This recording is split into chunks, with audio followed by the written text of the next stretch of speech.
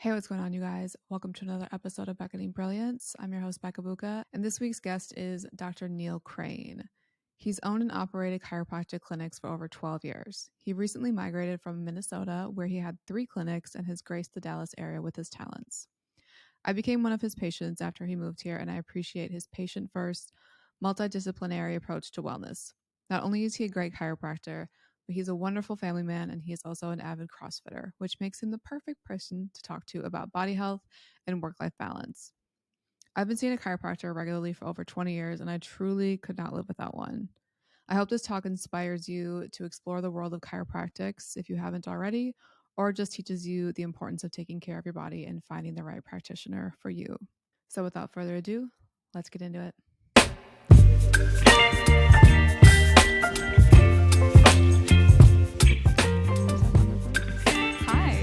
Hi, Dr. Crane. How are you? I'm doing well. How are you? Good. Should I call you Dr. Crane or should I call you Neil? I think Neil's probably good for today. Neil? Okay, perfect. So before we get into all things chiropractic, I just wanted to say thank you for not only taking care of my spine, but we both moved down to Dallas from Minnesota around the same time, and we have very similar trajectories and, up and leaving our business and starting fresh down here. So it's been really nice to have you as a friend and to have someone to talk to about all these changes. So thank you for that. I know that you were born in Iowa, the birthplace of chiropractic. So it seems like you kind of knew from a young age that this was your calling. I think there's a lot of misconceptions around chiropractic care. So what is the most simple way that you can explain what it is exactly other than just cracking bones? Yeah, no, I think growing up in the birthplace of chiropractic, it put me in this bubble, for better or for worse, where I grew up thinking it was just a normal part of your healthcare routine. When you had a toothache, you went to the dentist. When you were sick or needed medication, you went to your primary care. But pretty much anything musculoskeletal outside of, a big injury, you were going to go to your chiropractor. And growing up for me, it was really just about moving well. And that's probably the best way that I can describe chiropractic now is our day to day and our society and a lot of the things that are demanded of us when it comes to technology and sitting. It inhibits a lot of our natural movement, and chiropractic does an amazing job of optimizing and facilitating healthy natural motion so we can feel our best, we can perform our best. And it really is, it has a great place within the healthcare system. And I think that most people have kind of come around to that by now, but it was a wake up call for me getting outside of my bubble, outside of Iowa, where chiropractic was founded, and understanding that wasn't normal for a lot of people, and that it was still kind of on the fringe of what most people thought of when it came to healthcare. I mean, I still think a lot of people don't really buy into chiropractics. I've been seeing a chiropractor since I was 13 because I have scoliosis, which, by the way, does every female have scoliosis? I got a meme for that I'll do? probably be throwing up tomorrow, but no. I mean, it's common, but it's still kind of an outlier. Yeah. You're special. Oh, thank you. No, but I can't imagine like going through my whole life and not having ever seen a chiropractor. Like, can you imagine if I, with this neck, never saw a chiropractor? Like, I would just be a hot mess, Yeah, and that's really what irks me about some of the misconceptions, and that drives me to continue to create good experiences for patients that come in, so that they can go out and provide accurate information about what treatment is, so that people like yourself and others do seek care when they need it and can have this as something to rely on to keep them healthy and keep them out of pain. Because when you have those misconceptions out there and you don't know any different, or you don't have anybody in your family or in your life that's had a good experience, then you may avoid it altogether and go down a completely different path and be pretty miserable, as you are alluding to, imagining life without it, with what you've got going on and so many other conditions out there that benefit from chiropractic. Yeah, I can't imagine it. Of course, I'm biased in that regard, but it makes me sad sometimes to have patients that'll come in maybe 5-10 years down the road after really suffering and just having had avoided it all this time, just due to some things that they heard or that their friends heard, and really no direct experience with it. So for sure. I mean, I saw you like a month or two ago, and I couldn't feel part of my face. And I was like, oh my God, do I need a root canal? Like, I'm spiraling out. And then turns out it was just something wrong with my neck. So I can't imagine like how I would be if I didn't have you to help me out with that. Yeah, you're one of many, that's for sure. But it's always a special visit when you're in here because you usually have got a lot for me to work on. Yeah, I think you called my neck gnarly more than I've ever heard in my life. So, It's a good way to put it. yeah. So, whenever I do tell people that I go to see a chiropractor, I feel like the number one thing that I hear, which I'm sure you've heard a lot too, they're like, the neck. What am I going to get paralyzed? And I'm like, I think that's probably like is that an urban legend or is that actually a thing? It's a polarizing topic. I feel like it's a love-hate thing for a lot of patients, the neck adjustment, and there's a lot of different ways to do it too. And I think some are a little bit more aggressive or disruptive, I guess you could say, than others. Chiropractic, because it is an in-office, call it a procedure or something that maybe it feels a little bit more casual than going into a formal doctor's office and having something done. Mm-hmm. You forget sometimes that it is a medical procedure, and there are risks that are carried with that. So when you go to your chiro, you go to any provider, you're going there with the understanding and the trust that they're going to take a thorough history, and they're going to do an exam, and they're going to get a good understanding as to what your symptoms are and what your diagnosis are, and make sure that it is the best treatment for you and that there isn't any contraindications there. And it would be very, very rare to have someone come in that was at risk or in a dangerous position to be adjusted, but it does happen. And if it's not evaluated properly, or there isn't a thorough work through as to, if that patient is a good candidate for care, there are risks, and there could be injury, associated with the adjustment. But if you look at it statistically compared to other medical procedures, it is on the lowest end, of anything out there. And I think one thing that we heard a lot in school, because when you're a student, you're scared of everything, and Sure. the first thing you're scared of is hurting someone. They say, look at your malpractice carrier. Insurance companies don't make mistakes, and they have a lot of analytics that go behind their premiums and the way that they carry people. And our malpractice insurance, in the scheme of other providers, other disciplines, is extremely low because of the rare occurrence of injury when it comes to the adjustment. You think about the millions of adjustments that happen throughout the year. Injuries happen, but they're very, very few and far between. So again, it kind of comes back down to finding the right provider that's going to be able to evaluate those things, has the right approach, philosophy, experience to be able to take your case. And especially if you know that your medical history is more complicated and you carry more risk factors and you have a lot of concerns, just taking your time to pick the right provider, getting the right imaging done, going through those steps so that that it is the best choice for you when it comes to treatment. I feel like another thing that people say is, do I even need to go to the chiropractor? I know one of my friends came to see you recently and she had never been before. And she was like, I don't think I need one. I think I'm all right. And so I remember asking you about it. I was like, does everyone need chiropractics? And I loved your answer. Can you share it? Yeah, I mean, I think a lot of your quote unquote need or want for getting an adjustment or going in for a visit is partially based on what is your desired outcome. And most of the time patients are coming in the door with pain, and pain's a good motivator, and pain will get you to want to do something about it. And so a lot of times that's the vast majority. But for your friend that you referred in, knowing that we're talking about the same person, this was an individual that was just really trying to move optimally, to live their best version of themselves, and to really feel their best and perform their best and reach their maximum potential of motion. And that's really where, if you're framing it in that way, yeah, everyone could use a chiropractic adjustment. Everyone could use a good chiropractor in their life, especially with our day-to-day demands now. We're such a forward-leaning society. Almost everything that we need to do right now is out in front of us, and we have a screen, or we have to sit, or both. And as I'm hunched over leaning into my microphone. right. And I feel like, for you to, can you get by without it? Sure. That's your decision on how you want to feel and how you want to go about, your health. Should you, in my opinion, when you know that you could feel so much better and prevent a lot of the things that will eventually happen if the behavior stays the same, I would say no. But yeah, I think the other thing that I hear in addition to that, well, do I really need to go if I don't have pain?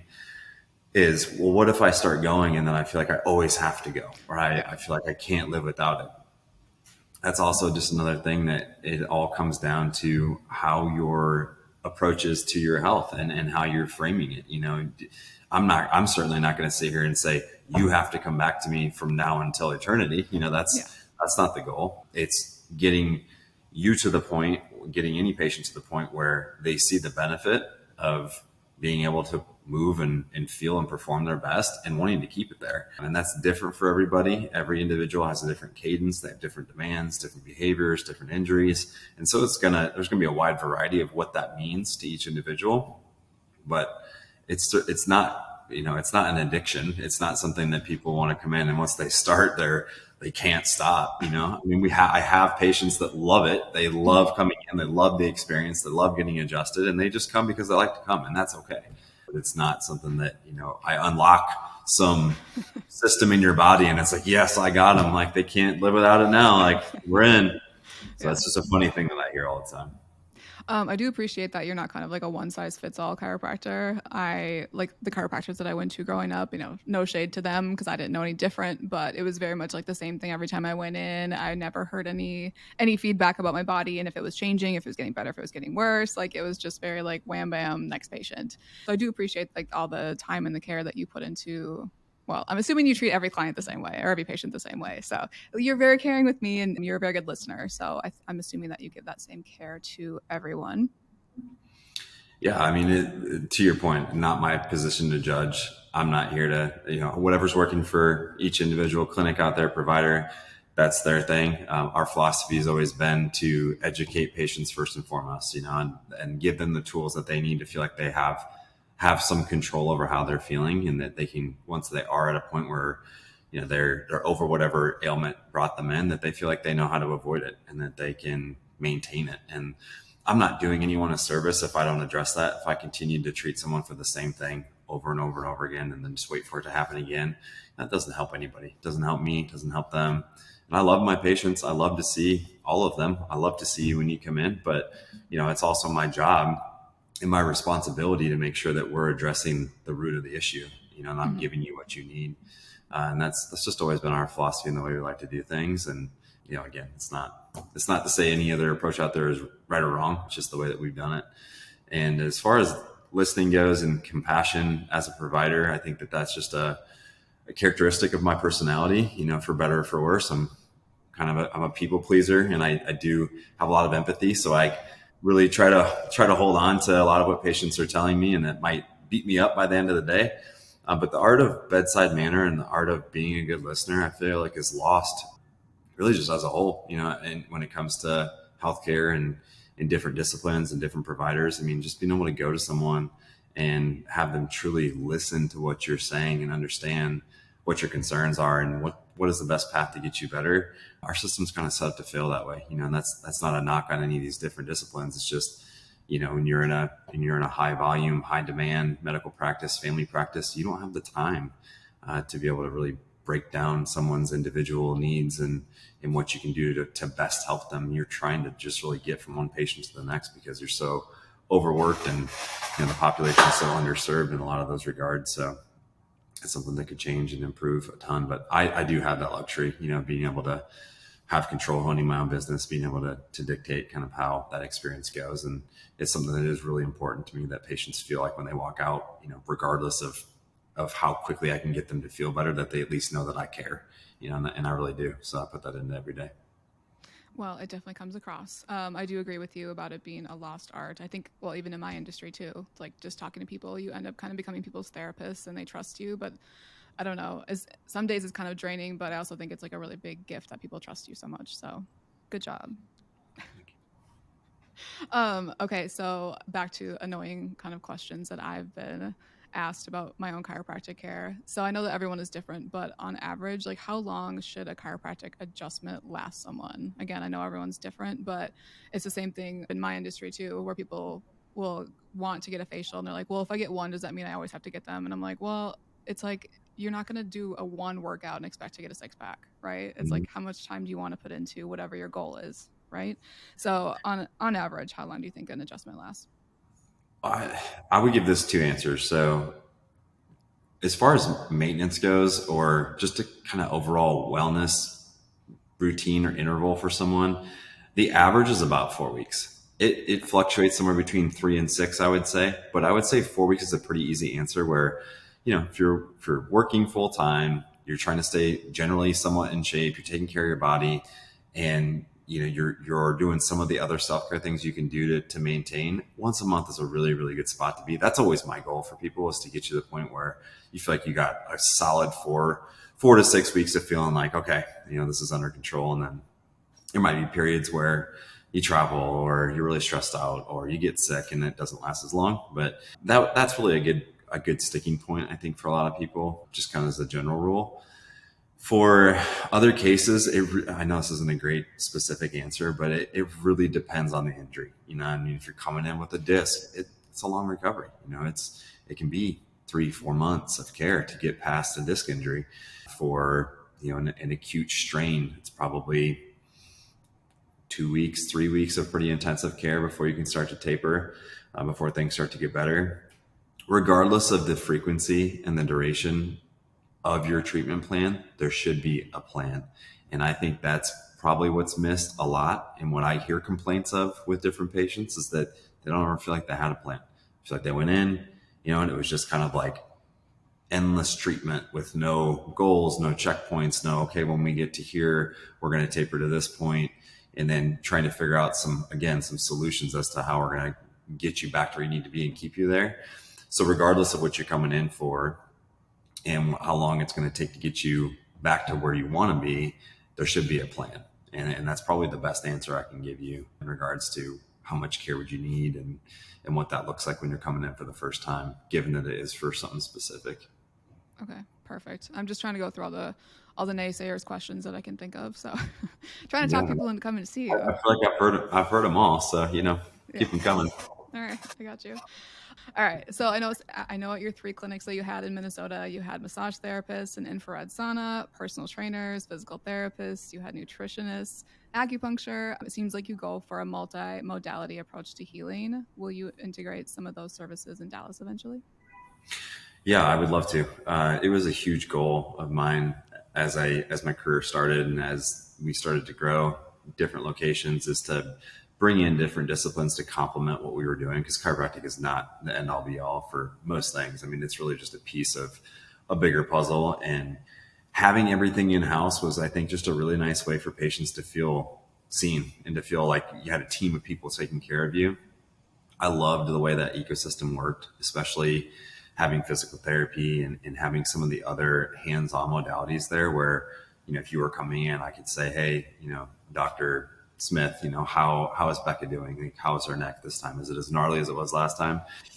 And they may say, no, we've made progress on X, Y, and Z. And then I know what to look for. And then when I go to treat you, I can also confirm your progress and see where you're at. And then you just feel like walking out of there like, wow, okay, I'm really being looked at from a few different angles. And like, I know that I'm being taken care of in the way that I should be.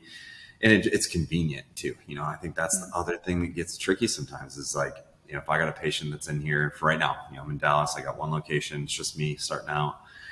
And if I need to refer someone for PT, it's like, okay, well, what clinic are they going to go to? And is it close to them? And then now I'm splitting their appointments out to the week, and they're trying to go from one end of town to the other and still get to me. And I don't have a great way to communicate with that provider. And so from a couple of different facets, I think it's really nice. And I think that I think saying the future of what this is a little, maybe a little too sensationalized, but I think it is the most efficient way when it comes to kind of the conservative field of healthcare that the patients would really appreciate. So Dallas commercial real estate's a little more expensive than Minnesota's was. So I don't know if I can get something going quite that big, but I would love to find other complementary providers out there that would want to be part of a team and kind of work in that environment. So if anyone's listening that is in that field and is looking for private practice, let me know.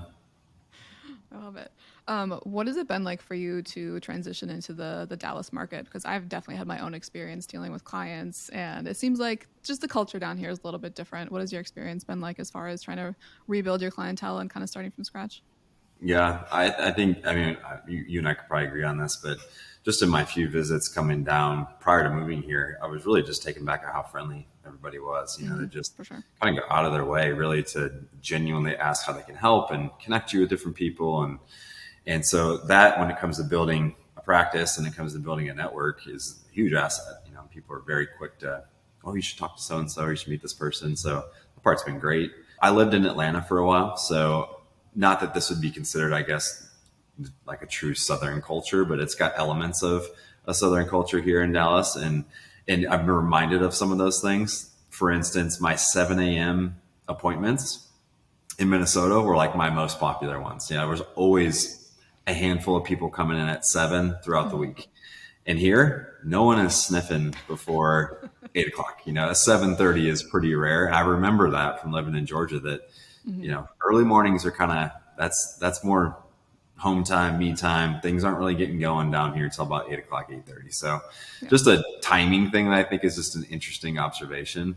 But as far as building a clinic goes, you know, and building in a new market, especially one like Dallas, I mean, it's a really aggressively growing economy here. There's a lot going on. There's a lot of new things happening every day. It's a really exciting place to be a part of. But the challenge remains of getting out there, getting people in, making sure that you are doing your job when they're here, creating a great experience for them, and letting that network grow. I do feel like Dallas tends to lean a little bit more towards referrals. You know, people want to know where Yeah. they're going. They want to know who they're seeing. They want to know that they know someone who's been there and that they had a good experience with it. So I appreciate that, because that's kind of the way that I've always grown my business is through that kind of internal network and internal referral system. And I feel like that really reigns true for here in Dallas, especially the neighborhood that I'm in. And so I love it. You know, it's familiar in some ways doing this thing again, and I'm sure you feel that way too. But it's also exciting to have a new market to get out there and see what's possible. And Dallas has got a lot to offer, so it's been great. Yeah. Honestly, I feel inspired by you because you are just killing it with all the networking you're doing, like all the events at Barry's, and where else have you done events at? I had the opportunity to go out to Sculpt House here in Inwood Village and their Pilates studio. They were great. I do have one upcoming, not this weekend, but next on the 20th or 21st. I'm at Black Swan Yoga, which I'm really excited to get over to. I've heard great things about that studio and got connected with them. I went up to a realty office, the one that helped me find my clinic here, Henry S. Miller, up in, I guess, be considered Addison off Beltline. Did like an in-house kind of like a corporate wellness, health and wellness day with them, and did some on-site treatment with them. So I've had some really good people help me kind of get in the door, and I've definitely put myself out there. I think I was thinking just the other day, I was like, man, I think I've worked, I don't know, 24 of the last like 26 days in a row, something like that. So it's not glamorous. I mean, there's nothing glamorous about doing it, and you know that. But there's also like I feel like there's like a romance to building a new business, you know, and like when you're in it, you're kind of like, man, this is a grind. It's hard, and you know, there's some days you get home and you're like, did I do anything good today? Like, was I productive at all? And then there's other days where you feel like you're on top of the world and you feel like you got Totally. all the momentum, and those wild swings, I think, are what make it special. And then once you kind of get to that point where you're stable and things are a little bit more consistent, you almost, in a weird way, kind of miss those days, you know, Yeah. even though it's not a place you'd want to live forever in that space, but there's something special about it. So I think part of the chase is the fun. I totally agree. And, especially because, at least for me, like it was what, 20 years ago that I had to build up my business. So much has changed as far as social media. So it's almost like a game to be like, all right, can I still do this? Like, do I Mm-hmm. still have these skills? Like, I know you're kind of like a Canva king too. You always motivate me whenever I see like all your little designs. And I'm like, damn, I should be doing something like that. So thanks for always motivating me too.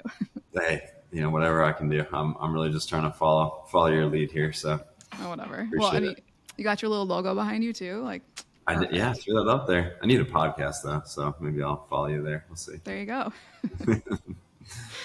So seeing as how I am in the beauty industry, and a big thing that I focus on is like anti-aging. Obviously, as far as skincare, I got that on lock. But I think for people, when it comes to anti-aging overall, people want to focus on like staying in shape and like, staying fit, staying skinny, or whatever you want to call it, weight loss. But I think for me, when I think about anti-aging with the body, it's more so mobility, because I never lift something. And if I can't lift it, I'm not like, damn, I'm getting old. I'm like, oh, I'm weak. But if I'm standing up and if I feel stiff and I can't move, I'm like, oh, I feel like I'm 80 years old.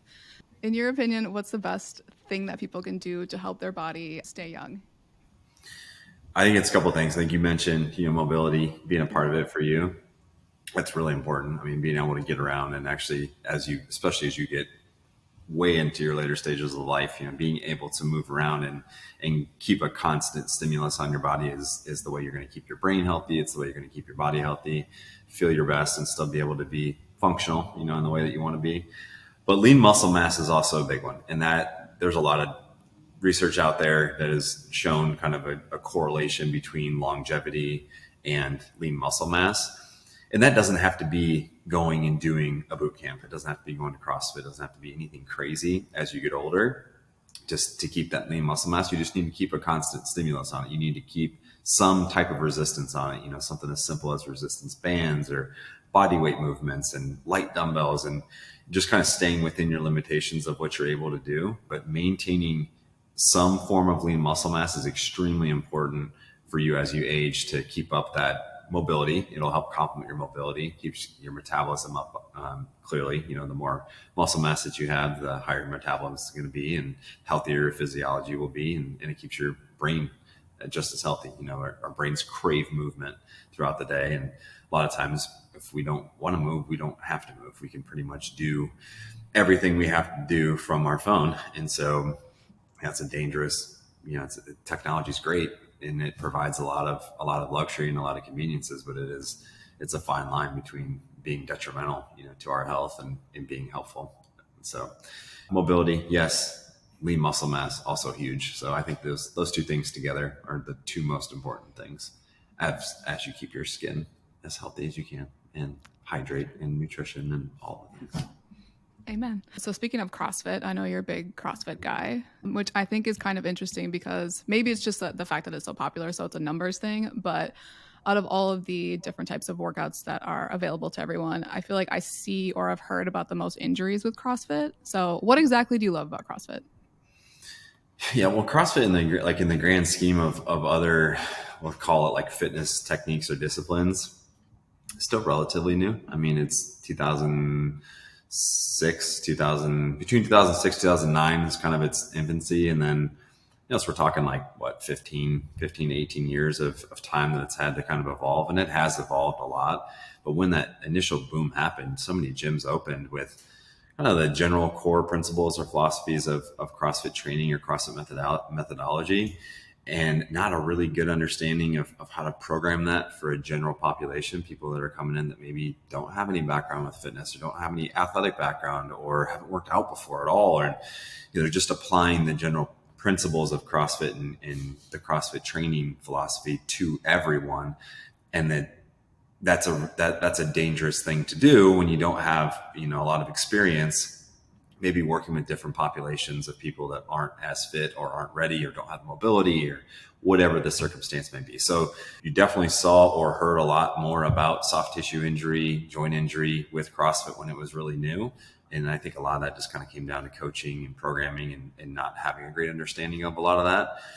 But as it's evolved, and as the gyms have kind of filtered down a little bit to the ones that are more established now and have coaches that are, so these coaches are taking, and a lot of the owners have taken multiple levels of training to have a better understanding of how to watch for proper movement and mechanics and how to program properly and how to take care of people. I think you've seen that it's really kind of brought itself up to, I don't know what the data looks like now, but I would say it's in line with most other, training approaches that are going to have the same precedence of injury or prevalence of injury. But I love what I love about it, and what I've always loved about it is that it provides a different challenge each and every day. So you can never really, it's like golf for me. Like I love playing golf. I might have a decent day out there and feel like I'm getting somewhere, but then the next day I just get humbled, completely, like I've never played before. Yeah. And CrossFit is similar in some ways where there's always something new to work on. You might think you're starting to get really fit in one area, but then maybe your strength's falling off, or maybe your gymnastic ability's falling off, or your mobility's not as good as it should be. So there's always kind of a shift there where you can start to focus on the next thing. And with fitness and working out, it's such a mind game to try to keep yourself engaged and to keep it exciting and to keep it, and to keep it different and new. Like you start going in doing the same workout over and over again, it gets so boring and monotonous. Your body stops responding to it, and then you quit. Then you kind of fall off the wagon again, and you get back in.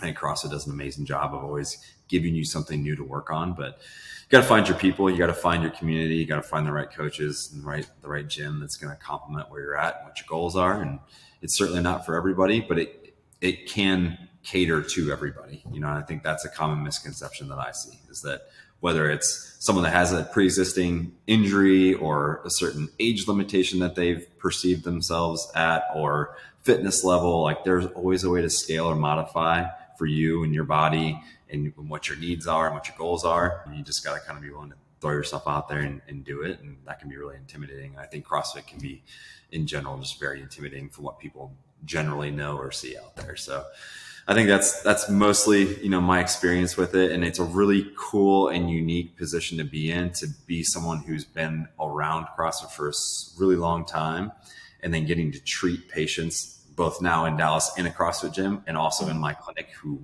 are out there doing it, because I get to marry both those worlds together. I have a deep understanding of the body and mechanics, physiology. I also have a deep understanding of CrossFit and what they're doing. So that conversation is really easy to have. And I feel like patients really do appreciate that are in that world, because they know that I know what they're going through, and I can really help them kind of guide through some of the stuff they're dealing with. So yeah, you walk the walk. I think that's always kind of key, right? I've actually never tried CrossFit for all those reasons you listed. I think it's intimidating. And I think when it first came out, people were so intense about it. They're like, you have to eat paleo, you have to try CrossFit. I was like, yo, step back. Step back. Yes, people were very passionate about it, and still are. But just like anything new, it just gets trendy, and it gets really loud, and then it dies down a little bit, calms down.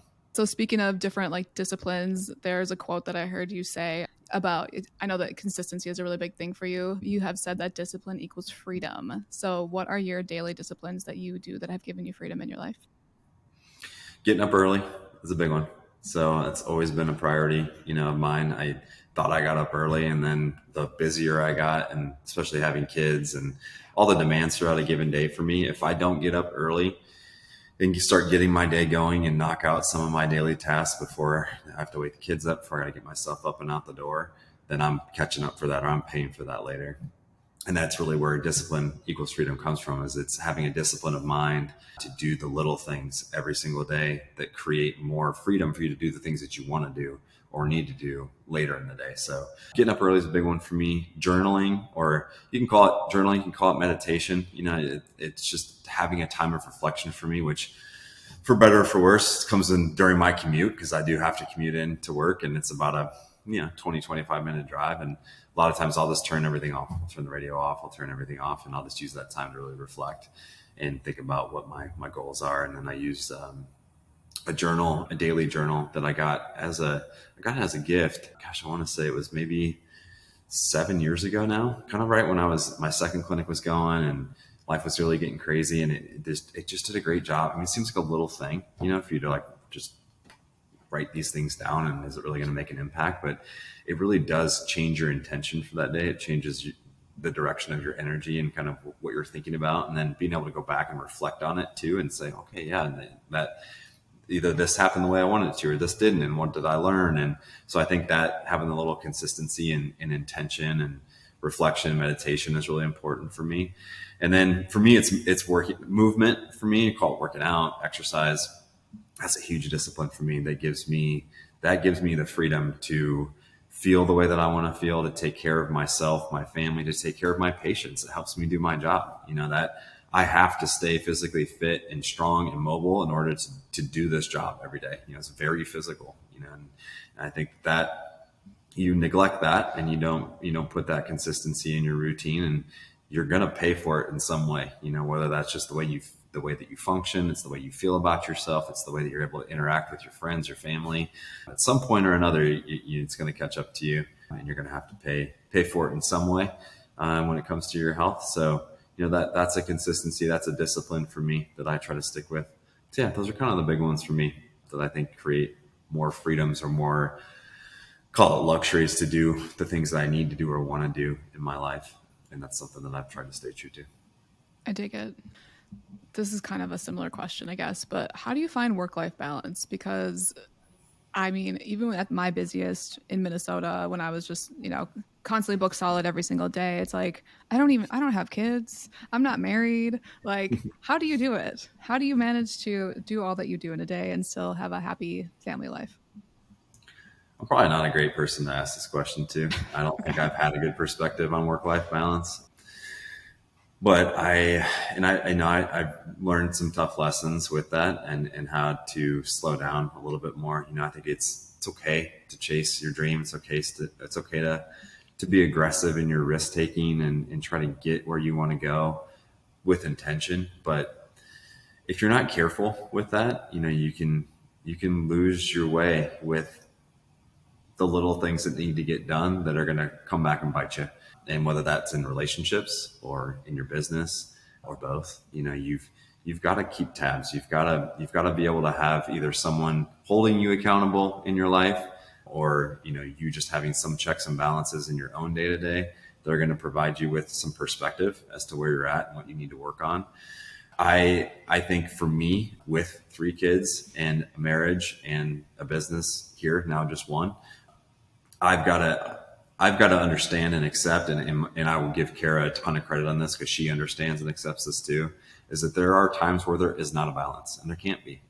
And now is one of those times. I'm 2 months into a clinic right now. I mentioned how much I've had to work, right now to kind of get out there, and there's really no room for having this mythical, scale where things are all kind of leveled out. But what I need to do, and what I've hopefully learned through some of my experiences, is that I know that when I do start to see that let up a little bit, where I feel like I can start to shift my focus, that I put the energy and the intention back into the things that need it, and that'll be, quality time with my kids, or quality time with Kara, and taking care of, the little things in and around my business that need to be taken care of, and not losing sight of that. So I think work-life balance is something that you strive for, and something that you hope to achieve, but it really depends on your circumstance. And when you own a business, and if that's something you aspire to do, or you are an entrepreneur and you're beating yourself up for that, just know that it's okay.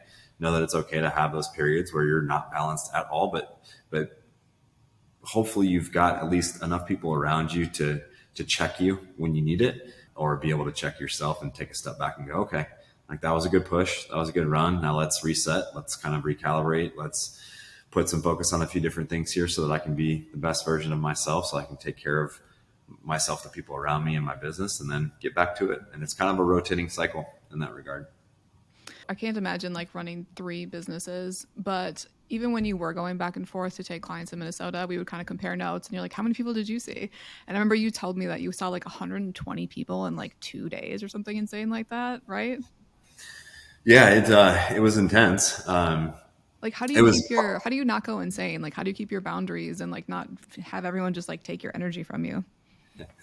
I'm not sure I did, because it didn't last very long. I think I made it doing that for about 6 months, and then it was just taking such a huge toll on me.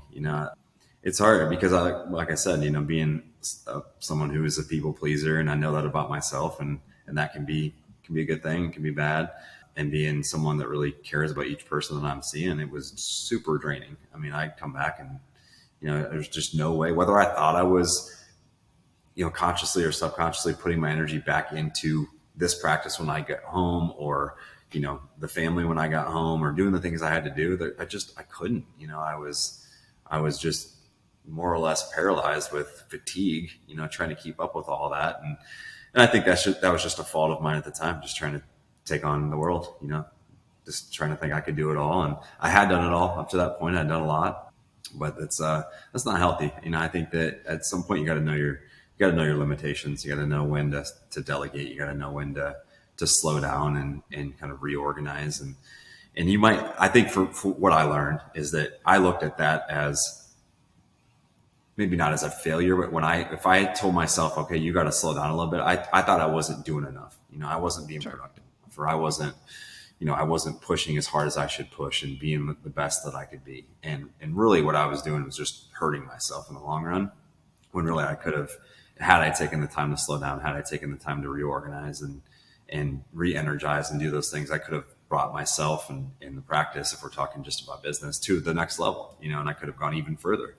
And I think that's something that I'll carry with me here in Dallas now too, is just being able to know when it's okay. Once I'm reaching these points of kind of my limitations of being as busy as I can be, or I start to see certain things fall off. No, okay, like this is okay. This is your ceiling right now. What are the elements that you need to bring in now to help you take the next step and keep these other things going smoothly, the way that they need to, so that you can be the best version that you can be. So yeah, it was a lot, to see that many people in a short period of time and try to balance it all. And not something I'd recommend, for anybody out there that might be getting a while there. And I think, you mentioned that too, when you finally say, okay, this is enough. Like I can't go back and forth anymore. And just, again, just kind of the subconscious piece of that, where once you've shifted yourself away from splitting time and splitting your energy in two different places, all of a sudden you're just like, oh, wow, like this feels a lot better. And all of a sudden some things just start kind of happening that you were really working hard for, being in a new city, and you're like, oh, okay, well, clearly I was not all here, and then once you are, it's pretty obvious. Absolutely. Switching topics a little bit here. I forgot to ask you this earlier, but I know there's a lot of like TikTok trends when it comes to like skincare and makeup that just make me cringe. So are there any TikTok trends as far as chiropractics? Yeah, I think the whole, what do you call it, ASMR trend out there. I mean, TikTok, we did that. we did do that, and it Yeah. was fun. And so I don't have really like a negative feel towards it. If I had to pick it apart at all, I would just say that I think it really puts an emphasis on the noise of the adjustment, right? People Okay. are just like fixated on the noise. And I think that, yeah, it's part of the experience. Like it's part of the adjustment. It's going to happen. It's a byproduct of what's going on, but it's not really the point. That's not really the important piece of it. Like anybody can make one of your joints make a noise, right? You can get on Sure. YouTube and see all whatever you want to see, or TikTok and see whatever you want to see. Mm-hmm. But I think it maybe just kind of minimizes what we're doing in the office a little bit. If I had to be somewhat kind of like grumpy old man about it, like I don't know about this, like. But on the flip side, positive side, is that I think it garners a lot of interest from people that maybe otherwise wouldn't have considered coming in. And so then, I've had a lot of patients that'll come in and say, yeah, I'm like obsessed with these videos that I watch online. And then that gives me the opportunity at that point to educate them on what is the adjustment? What is that noise? Like what are my expectations, and what are the outcomes that I should be looking for? And really, what's the point of all of this? So I think it's more positive than negative. And as you saw, like I'm not opposed. I'm happy to get on there and do some of that stuff too. And I plan on doing more of it. So I think there's an opportunity there to kind of widen your reach and get more eyes on you. So I think it's good overall. I like it. So there's nothing like detrimental that people are doing on TikTok. Then you're like, oh my God, why you should not be cracking your back like that. What are you doing? There's none of that. I don't know if I've seen a lot of people doing it to themselves. I'm sure it's out there. Okay. Most of the stuff I've seen is chiropractors that are working on their patients, Okay. that are just kind of micing up and videotaping the adjustment. Yeah. But I'm not a huge fan of like what's called a Y strap. Yeah, those are scary looking. That.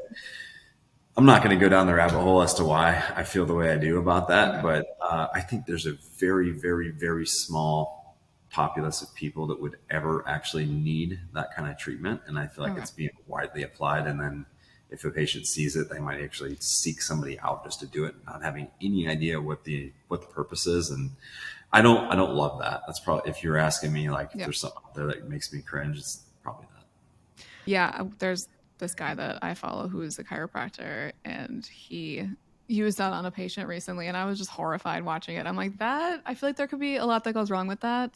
Mm-hmm. So I can't imagine personally watching that and being like, ooh, let me try that out. But to each their Yeah, I own. don't love it. Yeah. Yeah. Teach them. So on a more personal note, based on my personal interactions with you, everything I see on your Instagram, and even the one soul book that you have in your clinic, you are a sneakerhead. How many pair of shoes do you own? Oh, that's a tough question. Half of my stuff's in storage right now, so I haven't seen half my shoes. But I'm probably sitting around like 30, maybe 30, 35 pairs of sneakers, mostly Jordans. I usually stuck between Jordan 1 and Jordan 4. Those are kind of my Those go-tos. are the two best ones. They are the best. I think it was probably about maybe 2018 when Virgil Abloh started reimagining a lot. He had a series called The 10, and he redid a bunch of iconic Nike sneakers with the Off-White brand. And just kind of, I mean, the stuff he was doing, he passed away, I think it was Yeah. last year from cancer. And he was just such a genius, such an artistic genius and a fashion genius to be able to think of and reimagine those things the way that he did. And I think it just reinvigorated a lot of the nostalgia around some of those shoes, and especially the Jordan brand. I mean, he redid the 1985 Jordan 1. And I grew up a couple hours from Chicago, huge Bulls fan. So MJ to me was everything. His shoes were everything. When we moved, I went through an old box that I had. And your parents love to throw all your old stuff at you and like, here, you're moving out like your stuff. And I had this box, and it was full of like newspaper clippings and all the stuff from the 90s Bulls. And I had this ad from a magazine from the Jordan 11. It was the Concord Space Jams, that came out. And it was like this. And I just remember just being like, they were the coolest thing in the world. I never got any Jordans when I was younger. Yeah. I wasn't athletic enough to play basketball really. I was just kind of like this like chubby, awkward kid. And then by the time I got athletic enough, I was playing football, and I don't know, Jordans weren't a thing in high school. But once I got older, when it was cool, and I was like, all right, am I a total like dorky dad right now wearing these Jordans around, or is this like okay? And so yeah, I started kind of jumping back into it, and yeah, like it got a little aggressive there for a couple of years. So I haven't gotten a pair in a while, but It's understandable. 38-year-old to 38-year-old, I think it's cool, but I don't know. I don't know if I'm the measure of cool. we're gonna hold on to that for as long as we can. So Yeah, totally.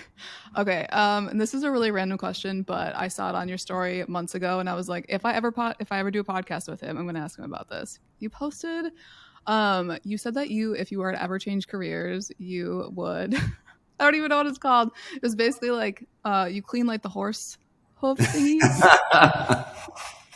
Can you tell me more about that? I was like, oh my god, that's so funny. So yeah, I feel like I like the TikTok trends for we're talking about chiropractic adjustment videos. I feel like I got targeted for whatever reason. Like I do love animals. I love seeing all the different animal videos out there. I had a passion for animal chiropractic in school. oh, really? I kind of kicked myself a little bit for never really taking the time to get certified and go down that road. I really would have loved it. But for whatever reason, I get targeted on these algorithms for this different stuff, and these the like cow and horse hoof videos where they're like reshoeing the horses, or they're like going through and like taking care of the cow hooves, and they're like reshoeing them, like all this stuff. I'm like mesmerized. I watched this one night. I sat there. I mean, I was probably like 2 or 3 hours of this stuff, and I'm like, this is crazy. I'm like, I can't be the only one. So I posted it, and I had a handful of people who are like, dude, me too. Like I'm so obsessed with those things, and I do love them. They're good. That's amazing. My algorithm doesn't show me those videos, so I'm missing out. Well, now that I talked about it, now I'm sure I'm going to start seeing them now. So You're in. You're in. All right. Well, thanks for letting me pick your brain about that. So where can people find you if they want to learn more about you or come in and get an adjustment? I'm in Park City. So if you're in the Dallas area and you know much about this area, I am right off of Lovers in the Tollway. So landmarks here, Inwood Village, Eatsy's, La La Land Coffee. I'm right above on the second floor. The name of the practice is Core Lifestyle Clinic. So on Google Maps, Apple Maps, you can find it that way. Instagram, you can follow me at NCCRANE. That's my personal page, or Core Lifestyle TX. Yeah, I'm happy to be here. It's been 2 months since I've been in practice.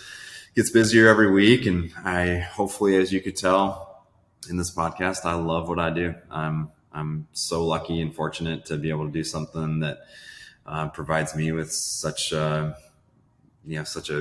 gratifying feeling at the end of every day, and hopefully I'm making people feel better. So that's how you can find me, and I'd love to help you if you're looking for someone.